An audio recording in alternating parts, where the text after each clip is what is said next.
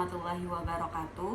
Halo warga belajar, berjumpa lagi dengan Bu Indah.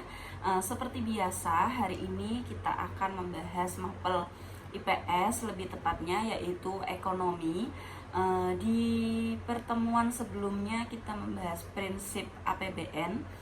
Di hari ini kita akan membahas komponen APBN. Jadi ada pendapatan dan pengeluaran, ada pemasukan dan pengeluaran.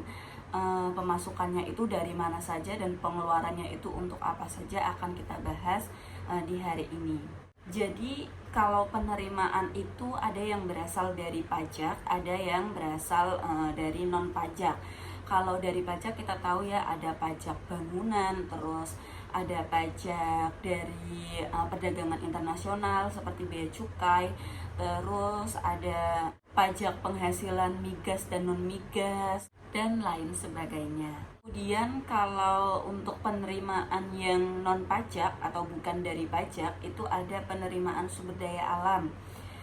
Misalnya seperti minyak bumi, gas alam, pertambangan, itu merupakan dari sumber daya alam. Kemudian ada pendapatan dari laba BUMN, badan usaha milik negara, itu termasuk dalam pemasukan atau pendapatan yang diterima oleh negara. Selanjutnya itu ada pengeluaran.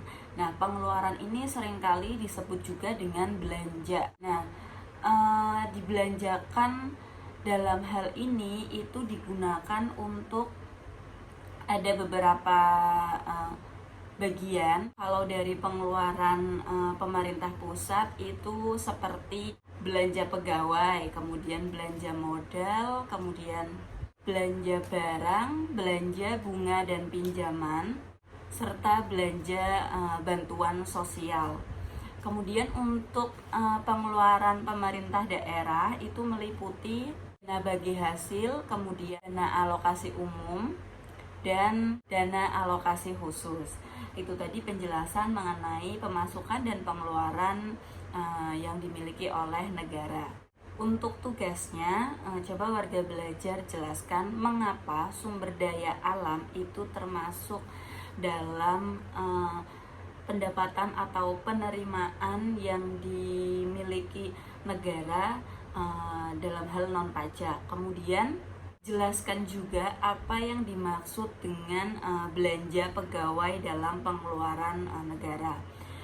Itu saja, terima kasih. Wassalamualaikum warahmatullahi wabarakatuh.